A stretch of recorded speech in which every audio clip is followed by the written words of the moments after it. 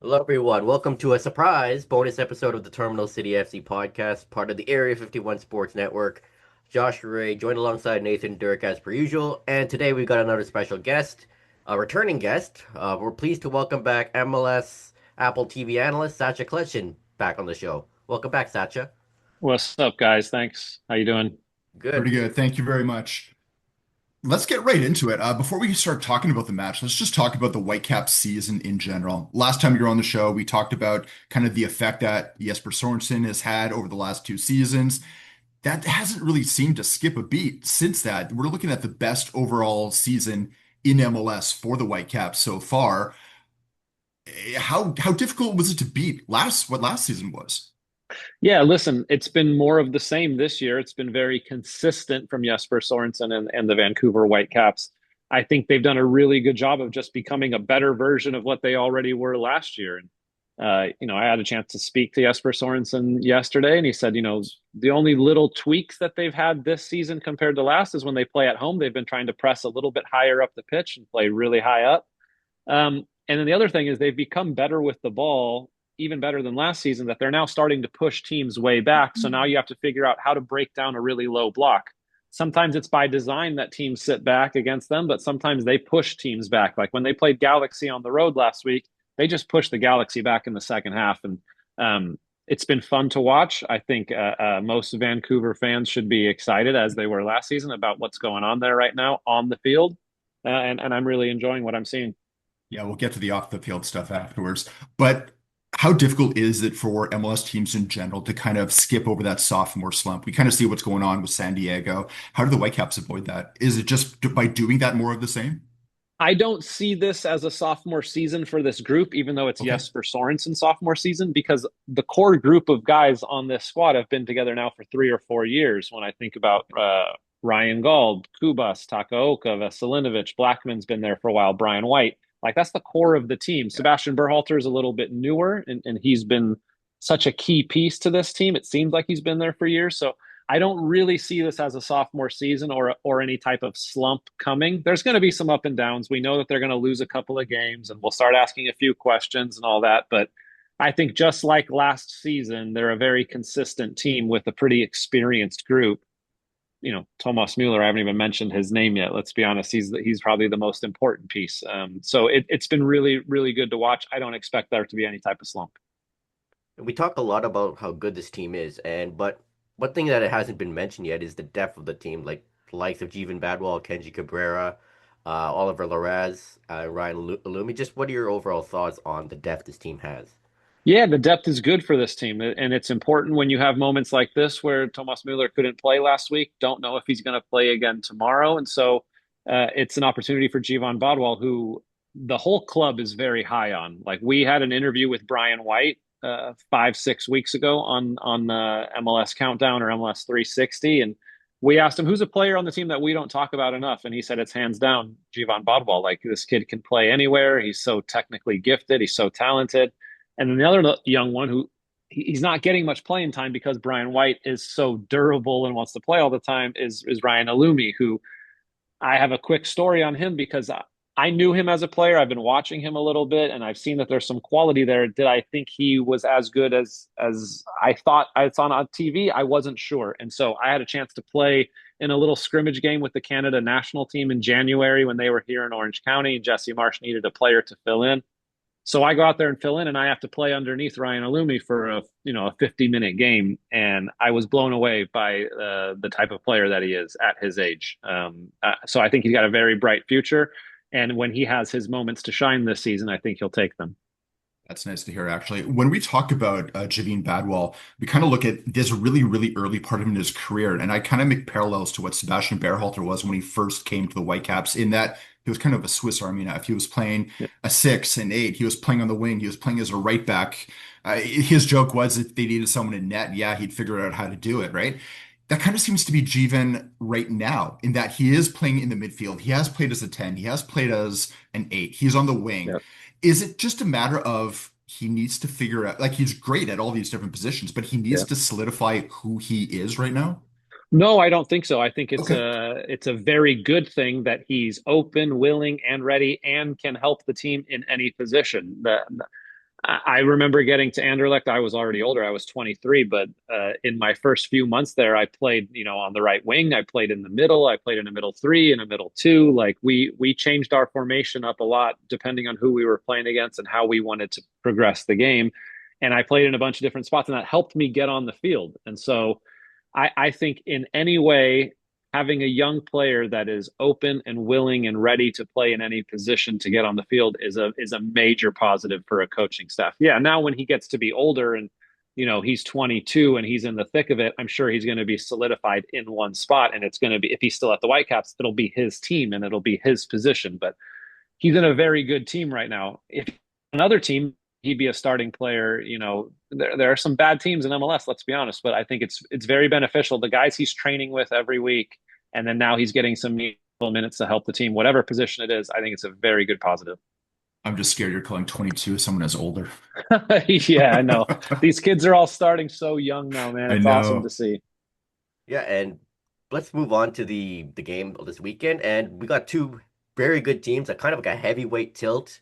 Two of the top teams in the Western Conference, and five of the six teams in the Supporters Shield race at the top are Western Conference teams. Is the West simply stronger as a whole? As a whole, probably yes, but it's just the top heavy part, right? Like that, there's probably only 7 or 8 really good teams in MLS this season, and yeah, 5 of them are in the West, in my opinion. And so when you talk about Seattle, LAFC, Vancouver, San Jose, can you toss you know Salt Lake maybe in there, maybe I'm not sure, but yeah, the West is very top heavy. It's very strong. I think it's already we're only 10, 11 games in. It's already separated itself. I don't see anybody else getting into that top 5, and so this is a really good battle this weekend between very good teams who both defend very well and attack very well. Like in all transition in all facets of the game, both of these teams play very well. So it's going to be very exciting to watch this matchup. It's a little bit of a bummer. We've got some injuries. Like I don't know if Mueller is going to play. Shakiris and Timo Werner most likely are out. So the depth will be tested on both sides. I think that is a good point to note. But we could also have a few players coming back. Veselinovic has been on the bench the past couple of games. Atakubi has been playing with the second team for the past couple of weeks. He seems to be getting to the point where he's ready for those minutes. We haven't seen Atakubi since the third match of last season. Veselinovic, I think, was sometime last August. How Yeah. important are getting these guys back? I think they're important in the depth of the team right now because Yeah, let's be honest, the team has done so well without them that it's yeah. going to be hard for them to get back into a starting position. But with lots of games coming, and then you got the Canadian Championship, and as we get through the summer, there are tough weeks where you're going to play 6, 7 games per month. You're going to need a little bit of rotation to keep guys fresh, and so Veselinovic showed last season before his injury he was up for Defender of the Year and stuff Yeah. like that. Sammy Adekubi, we know now, is a very experienced player who can help in defense and in attack. So, good problems for Jesper Sorensen to have when he has to make decisions into his starting 11s. Yeah, no doubt. When we talked about the strength of the West, when Josh was mentioning it, when we take a look at just these two teams, no team in MLS history has won their first 8 games out of 9, and both of these teams have now done that. Yeah. So, with how strong these are, because they're breaking kind of every personal team record that exists pretty much in goals, in goal differential, number of wins. How, when we look at this match on the calendar, how many other teams are watching this match right now? Yeah, I think the other teams around the West are probably watching to see kind of where they stack up. The biggest question I think right now everyone asking is San Jose for real, or was this Yeah. just a flash in the pan, something, a really hot start, which I think they're going to be tested now over the next 4 weeks until we get to the World Cup break, or 4 matches till the World Cup break, to see how they handle playing without Timo Werner and Nico Chakiris, who are two of the four important pieces when they in that front four. And so the depth will be tested. We'll see, but I think a lot of eyes are going to be on this game to just see, is San Jose for real? I think we all know Vancouver is for real, but the question marks are really more around San Jose. One of those other important players is Judd. Kind of a Yeah. bit of a slow start to the season, but he's really picked up since then.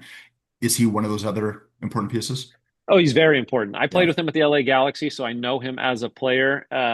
always working hard. He's like the perfect player to lead that front line because he never stops running. He never stops pressing. He battles for every 50-50 ball. He's kind of really bought into the ethos of the Earthquakes, of what they are. They're a team that's a bunch of hard workers that are hard to play against, and that's him. And that's great as a striker. But at the end of the day, you got to put the ball in the back of the net too. And so now he's got 7 goals on the season. That's a Yeah. great return for a starting striker in Major League Soccer.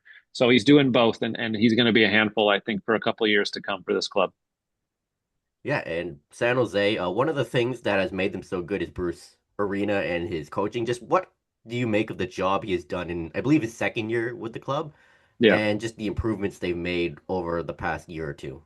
Yeah, he's done a fantastic job. The most important improvement, I think, is the defending and the team defending, how all 11 guys in the pitch defend really well as a group.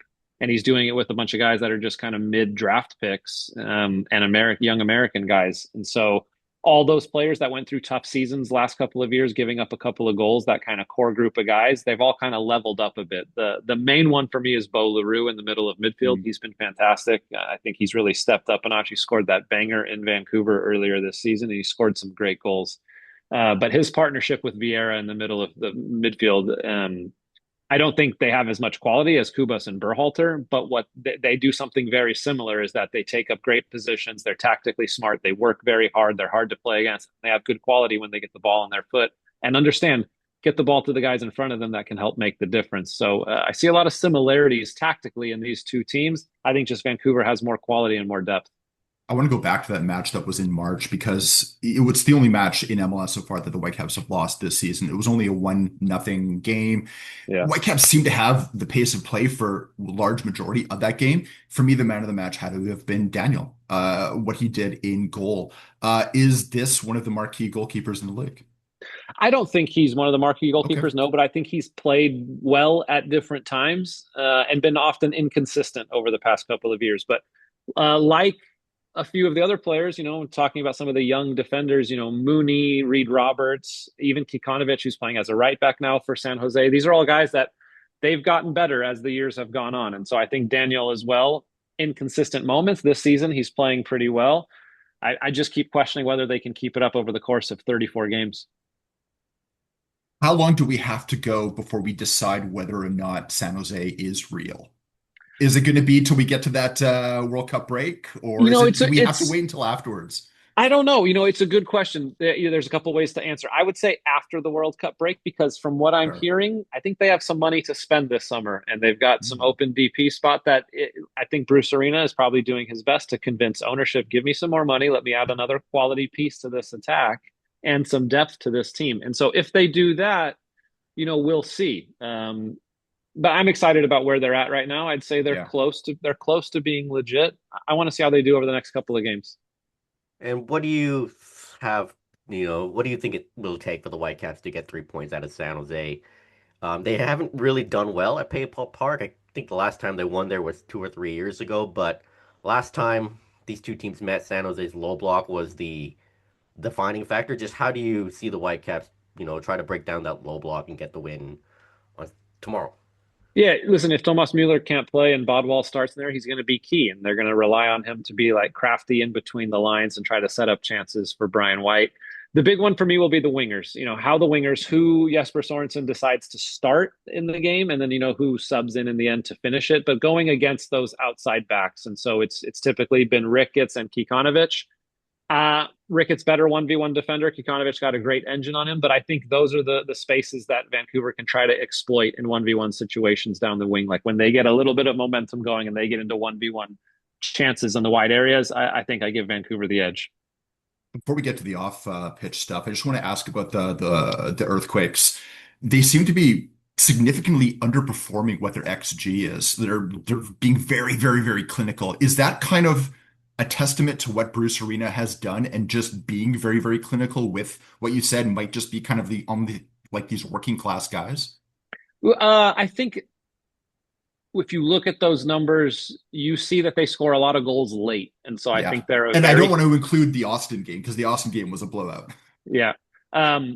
They are a very fit team and they work very hard. And so I think they kind of grind you down and they wear you down. And we've seen them late in games pile on some goals, which are important as you get towards the end of the year and you look and you say, okay, goal difference in terms of standings, where does that go? Wins, obviously, and then your goal difference. Doesn't matter when the goals come, whether they're in the first minute or the 90th minute. It doesn't matter if you pile on at the end of games, but if you can grind teams down and wear them down, we've seen that that's been something that San Jose can rely upon. Yeah, and we'll address the ongoing issue with the Whitecaps and their future, the relocation rumors, just your overall thoughts on that, and seeing other fan bases rally around the Whitecaps with the Save the Caps chants and banners and all that. Yeah, there's a couple of things. I'm a history buff. I love history, and I love that Vancouver has history that dates way before the start of Major League Soccer. And so um, I hope for the fans, for the people of Vancouver, everybody, that we see a new stadium downtown. We see a new ownership group that wants to keep their team there and keep this thing rolling for many years. Um, but with soccer and more importantly in life, there are so many things that are out of your control. So as I think about the players in this situation right now, I'm sure it weighs heavy on their minds, but there's nothing they can do about it except for show up to work every day, try to keep winning, try to keep competing, try to entertain their fans, and try to win a championship for the city that they're playing for right now. I think Thomas Mueller becomes a very important piece in that locker room right now because for almost 20 years, in almost every game that he's played, whether for Bayern Munich or the German national team, he's stepped on the pitch and been the favorite and been expected to win. And so I think what he gives to this locker room is saying, listen, guys, there's nothing we can do about all the noise on the outside. All we can do every day is try to get a little bit better and try to win when we play on the field. And so that would be my advice to the players right now. We'll kind of wrap it up with this. Let's talk about Thomas Miller because we really haven't at all in this entire 20 odd minutes so far. We can talk about what he does on the pitch and what he contributes, but I am actually curious about what he does in the locker room, what he does in training. And the reason I want to bring this up is because seeing Kenji Cabrera come on for about half an hour in the last match, you start to see, I think, the influence of what a Thomas Mueller does to a player like that, who is kind of coming up underneath him and has that ability to learn. Cabrera has always been a technical player, a good young player, but we're starting to see a maturity and an intelligence in his game with the few chances he get. And I don't think it's just him. I think the Mueller effect kind of bleeds through everyone. Can you just talk about the importance of having that experience in a locker room where it doesn't necessarily need to be the coach telling you what to do, but it's someone that's, standing right beside you? Yeah, listen, um, the best players in the world, I think, raise the level of everybody around them and make the players around them better. And I think that Thomas Mueller has done that for his entire career. Like we know Lewandowski is one of the best goal scorers of all time, but he benefited a lot from playing right in front of Thomas Mueller in the way that Thomas Mueller was always so unselfish in the final third and always makes the right play. He very rarely makes a selfish play where he's, oh, he should have passed there, but he decided to shoot himself. So um, having that guy in your locker room and on the training pitch every day really goes a long way, I think, in just making everybody a little bit better. There's not maybe something tangible that I can say that I know that he does because I'm not in that locker room, but any piece of advice that he's willing to give to any other teammate, I would be like, hey guys, when he talks, really listen and really try to soak in what he's given you because, like I said, for almost 20 years, he's played a game where it's like he's gone into the game expecting to win the game. And there are not in Major League Soccer a lot of teams that play every game expecting to win. It's always been the thing in MLS. Yeah, you win at home and you try to get like a point on the road. And I don't think he has that mentality whatsoever. And that can really permeate throughout a group. All right, so Perfect. thank you, Sasha, for coming on the show again. We enjoyed hearing your expertise on the Whitecaps and MLS. So that'll conclude this week's episode. And Sasha, thanks again for coming on. Thanks, guys. Let's chat soon. Take care. Take care.